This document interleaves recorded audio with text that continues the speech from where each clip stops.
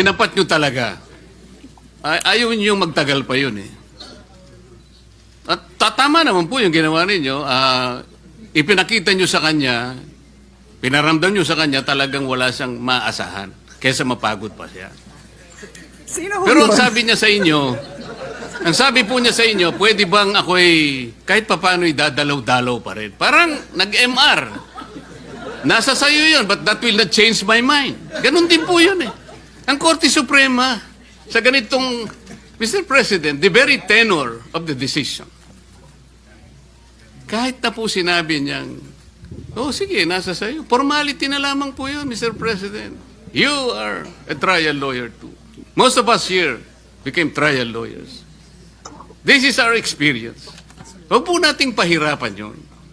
Sana man lang kung ang decision po 8-7. Yun po pwede nating pagtalunan po eh. Wala po talaga eh, Mr. President. Tinapat nyo talaga.